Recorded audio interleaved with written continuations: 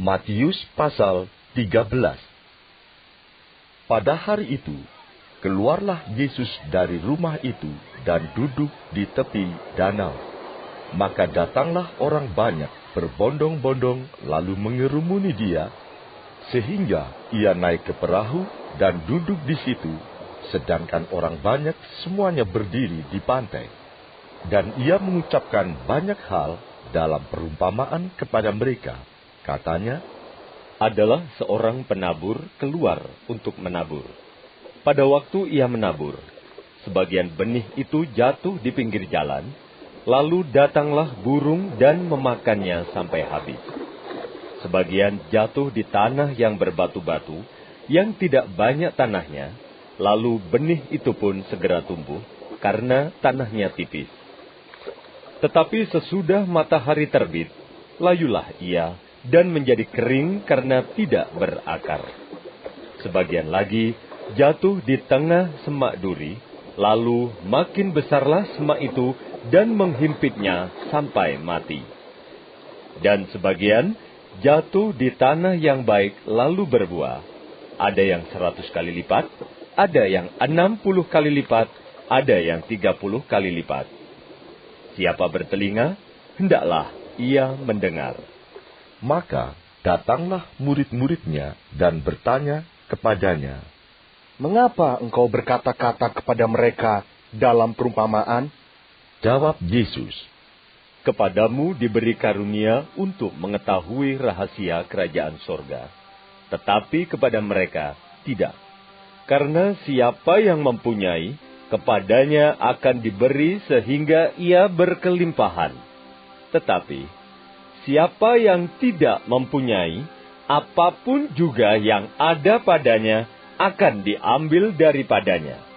Itulah sebabnya aku berkata-kata dalam perumpamaan kepada mereka. Karena sekalipun melihat, mereka tidak melihat, dan sekalipun mendengar, mereka tidak mendengar dan tidak mengerti. Maka pada mereka genaplah nubuat Yesaya yang berbunyi, kamu akan mendengar dan mendengar, namun tidak mengerti. Kamu akan melihat dan melihat, namun tidak menanggap. Sebab hati bangsa ini telah menebal, dan telinganya berat mendengar, dan matanya melekat tertutup, supaya jangan mereka melihat dengan matanya, dan mendengar dengan telinganya, dan mengerti dengan hatinya, lalu berbalik sehingga aku menyembuhkan mereka. Tetapi berbahagialah matamu karena melihat, dan telingamu karena mendengar. Sebab aku berkata kepadamu, sesungguhnya banyak nabi dan orang benar ingin melihat apa yang kamu lihat, tetapi tidak melihatnya, dan ingin mendengar apa yang kamu dengar, tetapi tidak mendengarnya. Karena itu, dengarlah arti perumpamaan penabur itu. Kepada setiap orang yang mendengar firman tentang kerajaan sorga, tetapi tidak mengertinya, datanglah si jahat dan merampas yang ditaburkan dalam hati orang itu. Itulah benih yang ditaburkan di pinggir jalan. Benih yang ditaburkan di tanah yang berbatu-batu, ialah orang yang mendengar firman itu dan segera menerimanya dengan gembira. Tetapi ia tidak berakar dan tahan sebentar saja.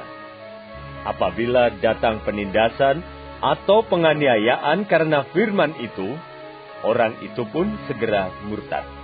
Yang ditaburkan di tengah semak duri ialah orang yang mendengar firman itu, lalu kekhawatiran dunia ini dan tipu daya kekayaan menghimpit firman itu sehingga tidak berbuah.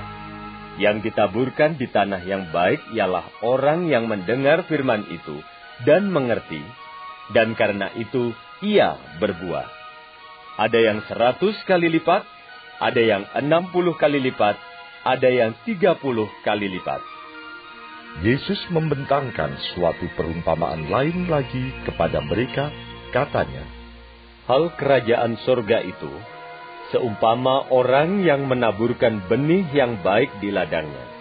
Tetapi pada waktu semua orang tidur, datanglah musuhnya menaburkan benih lalang di antara gandum itu, lalu pergi. Ketika gandum itu tumbuh dan mulai berbulir, nampak jugalah lalang itu. Maka datanglah hamba-hamba tuan ladang itu kepadanya dan berkata, "Tuan, bukankah benih baik yang tuan taburkan di ladang tuan? Dari manakah lalang itu?" Jawab tuan itu, "Seorang musuh yang melakukannya." Lalu berkatalah hamba-hamba itu kepadanya, "Jadi, maukah tuan supaya kami pergi mencabut lalang itu?" Tetapi ia berkata, "Jangan, sebab mungkin gandum itu ikut tercabut pada waktu kamu mencabut lalang itu.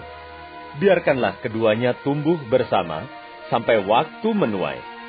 Pada waktu itu, aku akan berkata kepada para penuai, kumpulkanlah dahulu lalang itu, dan ikatlah berberkas-berkas untuk dibakar.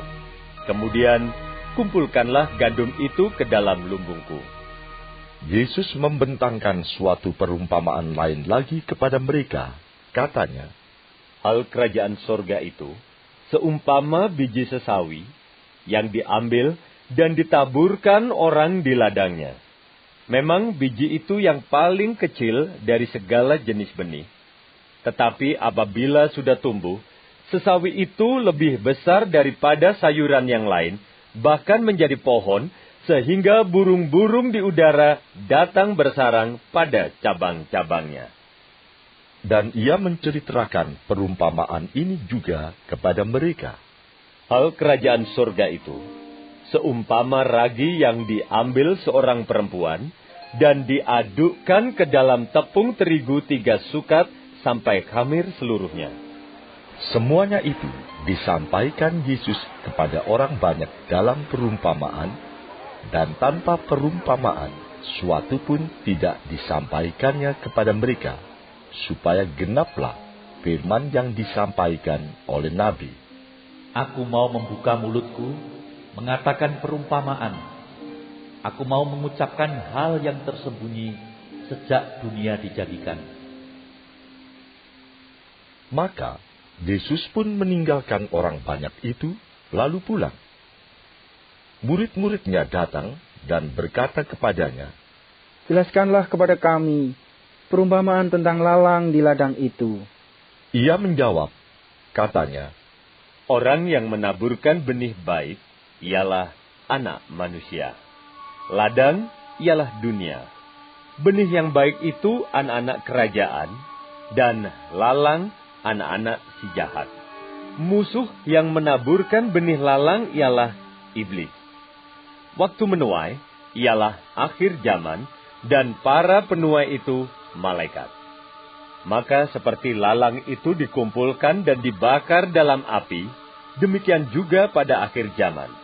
Anak manusia akan menyuruh malaikat-malaikatnya, dan mereka akan mengumpulkan segala sesuatu yang menyesatkan dan semua orang yang melakukan kejahatan dari dalam kerajaannya. Semuanya akan dicampakkan ke dalam dapur api.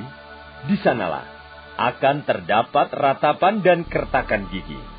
Pada waktu itulah orang-orang benar akan bercahaya seperti matahari dalam kerajaan Bapa mereka. Siapa bertelinga, hendaklah ia mendengar. Hal kerajaan sorga itu seumpama harta yang terpendam di ladang, yang ditemukan orang, lalu dipendamkannya lagi. Oleh sebab sukacitanya, pergilah ia menjual seluruh miliknya, lalu membeli ladang itu. Demikian pula, hal kerajaan sorga itu seumpama seorang pedagang yang mencari mutiara yang indah. Setelah ditemukannya mutiara yang sangat berharga, ia pun pergi menjual seluruh miliknya, lalu membeli mutiara itu. Demikian pula, hal kerajaan sorga itu seumpama pukat yang dilabuhkan di laut, lalu mengumpulkan berbagai-bagai jenis ikan. Setelah penuh, pukat itu pun diseret orang ke pantai, lalu duduklah mereka dan mengumpulkan ikan yang baik ke dalam pasu, dan ikan yang tidak baik mereka buang. Demikianlah juga pada akhir zaman, malaikat-malaikat akan datang memisahkan orang jahat dari orang benar, lalu mencampakkan orang jahat ke dalam dapur api. Di sanalah akan terdapat ratapan dan kertakan gigi. Mengertikah kamu semuanya itu? Mereka menjawab, Ya, kami mengerti. maka berkatalah Yesus kepada mereka, Karena itu, setiap ahli Taurat yang menerima pelajaran dari hal kerajaan sorga itu, seumpama tuan rumah yang mengeluarkan harta yang baru dan yang lama dari perbendaharaannya. Setelah Yesus selesai menceritakan perumpamaan-perumpamaan itu, ia pun pergi dari situ. Setibanya di tempat asalnya, Yesus mengajar orang-orang di situ di rumah ibadat mereka. Maka tajuklah mereka dan berkata, Dari mana diperolehnya hikmat itu dan kuasa untuk mengadakan mujizat-mujizat itu? Bukankah ia ini anak tukang kayu? Bukankah ibunya bernama Maria dan saudara-saudaranya Yakobus, Yusuf, Simon dan Yudas? Dan bukankah saudara-saudaranya perempuan semuanya ada bersama kita? Jadi, dari mana diperolehnya semuanya itu? Lalu mereka kecewa dan menolak dia. Maka Yesus berkata kepada mereka, Seorang nabi dihormati di mana-mana, kecuali di tempat asalnya sendiri dan di rumahnya. dan karena ketidakpercayaan mereka, tidak banyak mujizat diadakannya di situ.